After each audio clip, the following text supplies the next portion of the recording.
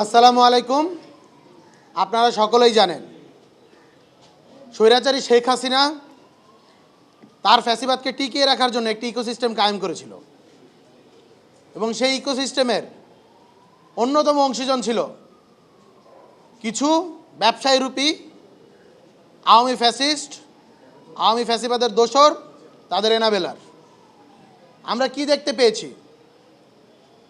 জুলাই গণ অভ্যুত্থান চলাকালে সেই রক্তক্ষয়ী সময়ে যখন আমাদের ভাইদের বুকে গুলি চলছিল, আমাদের বোনেদের বুকে গুলি চলছিল, তখন কিছু ব্যবসায়ী রূপী ফ্যাসিবাদী আওয়ামী দোসর তারা 22 জুলাই 2024 ওসমানী মিলনায়তনে স্বৈরাচারী শেখ হাসিনার ডাকে সেখানে দেখা করতে যায় এবং দেখা করতে গিয়ে তারা কনফিডেন্স দিয়ে আসে প্রয়োজনে 1 মাস ব্যবসা বন্ধ থাকবে, প্রয়োজনে তারা তাদের ব্যবসার যে ফান্ড সেগুলো শেখ হাসিনাকে দিয়ে দিবে, তাদের যা ইচ্ছা তা করবে, কিন্তু হাসিনা শুধু যা বলবে তার অপেক্ষায় তারা থাকবে। কিন্তু তারা এই যে হত্যাকাণ্ড সেটি চালিয়ে গিয়ে এই যে আন্দোলন সেটিকে অস্তমিত করতে চায় এবং তার জন্য যা যা করা দরকার তারা সেটা করার জন্য প্রস্তুত রয়েছে। শুধু জুলাই গণ অভ্যুত্থান নয়, তার পূর্ববর্তী সময়ে 17 বছর আওয়ামী যে ফ্যাসিবাদী রিজিম সেটি টিকিয়ে রাখার অন্যতম স্তম্ভ ছিল এই আওয়ামী ব্যবসায়ী রূপী ফ্যাসিবাদের এই দোসরেরা। আপনারা দেখতে পেয়েছেন 5ই আগস্ট জুলাই গণ অভ্যুত্থান পরবর্তী বিপ্লবী সময়ে আমরা কিন্তু বাংলাদেশের আপামর সাধারণ জনগণকে কমান্ড দিয়েছিলাম, আপনারা কোনো প্রকার সহিংসতার দিকে যাবেন না, আপনারা বাংলাদেশের যে রাষ্ট্রীয় সম্পদ সেগুলোকে রক্ষা করুন। আমরা রাষ্ট্র পুনর্গঠনের দিকে মনোযোগী ছিলাম। আমরা চেয়েছিলাম সকল ভুলভ্রান্তি হাসিনার পলায়নের মধ্য দিয়ে এই আওয়ামী ফ্যাসিস্ট, আওয়ামী এনেবেলার সহ গোটা বাংলাদেশের যেখানে যেখানে আওয়ামী ফ্যাসিবাদের রন্ধ্রে রন্ধ্রে জড়িয়ে রয়েছে সেগুলো পলায়ন করেছে। কিন্তু দুঃখের সাথে বলতে হয় এগুলো আসলে মোটেও পলায়ন করিনি, বরঞ্চ ঘাপটি মেরে বসে আছে, সুযোগ পেলেই তারা মাথাচাড়া দিয়ে ওঠে। আপনারা দেখতে পাচ্ছেন অনলাইনে হাজার হাজার কোটি টাকা খরচ করা হচ্ছে আওয়ামী প্রোপাগান্ডা ন্যারেটিভ প্রচার করার জন্য, আমার বোনেদেরকে, আমাদের ভাইদেরকে হ্যারাসমেন্ট করার জন্য অনলাইনে হাজার হাজার কোটি টাকা খরচ করছে এই আওয়ামী লীগেরা।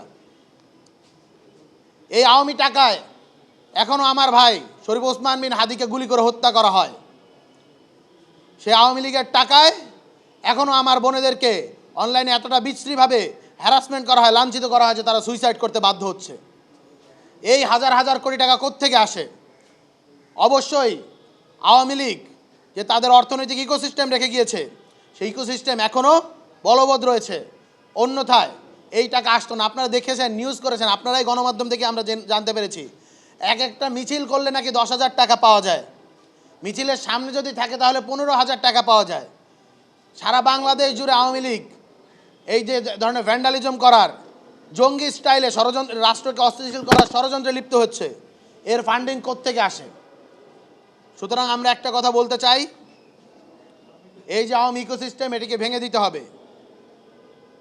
আমরা একটা জিনিস খুব ভালোভাবে বুঝি, একটি রাষ্ট্র অর্থনৈতিকভাবে টিকে থাকতে হলে একটি রাষ্ট্রের ইকোনমিকে চলতে দেওয়া উচিত, কিন্তু সেই ইকোনমি একটা বড় অংশ যখন পতিত ফ্যাসিবাদের নিয়ন্ত্রণে থাকে, তাদের এনাবেলার হয়, বাংলাদেশপন্থী অর্থনীতিক না হয়ে সেগুলো যখন দিল্লি থেকে নিয়ন্ত্রিত হয়, তখন এটা বললেই বাহুল্য বিচারিক প্রক্রিয়ার মধ্য দিয়ে ব্যতীত অন্য কোনোভাবেই এই বাংলাদেশের পতিত ব্যবসায়ীদের রিকনসিলিয়েশন সম্ভব না। তাই আমরা বিচারিক প্রক্রিয়ার দ্বারস্থ হয়েছি, আন্তর্জাতিক অপরাধ ট্রাইব্যুনালের মুখোমুখি হয়েছি। আমরা একটা কথা বলতে চাই, যারাই মনে করছেন রাজনৈতিক দলগুলোর শেল্টারে, বিভিন্ন পাওয়ারফুল গোয়েন্দা সংস্থাগুলোর শেল্টারে, অন্যান্য যে পাওয়ার স্ট্রাকচারের যারা স্টেক হোল্ডার রয়েছেন তাদের শেল্টারে গিয়ে যারা ফ্যাসিবাদের পদলেহন করেছেন এখনও অপেক্ষা আছেন দিল্লি থেকে আপা টুক করে ভিতরে চলে আসবে এবং আপনারা আবারও এদেশের ভিতরে রাম রাজত্ব কায়েম করবেন, আবারও এদেশের ভেতরে আপনাদের যে হত্যাযজ্ঞ সেটি কায়েম করবেন, তাহলে আপনারা ভুল ভাবছেন। সুতরাং আমরা আজকে অভিযোগ দায়ের করেছি। ছবিটা এই যে এই ছবি, আমাদের কাছে এই ছবিটি আছে, এই ছবির ভিতরে থেকে স্পষ্ট এদের চেহারাগুলো দেখা যাচ্ছে। আমরা এর মধ্যে 25 জন ব্যবসায়ীর নাম আইডেন্টিফাই করেছি এবং তাদের নামে অভিযোগ করেছে, এবং অজ্ঞাতনামা আরও 200-র অধিক রয়েছে।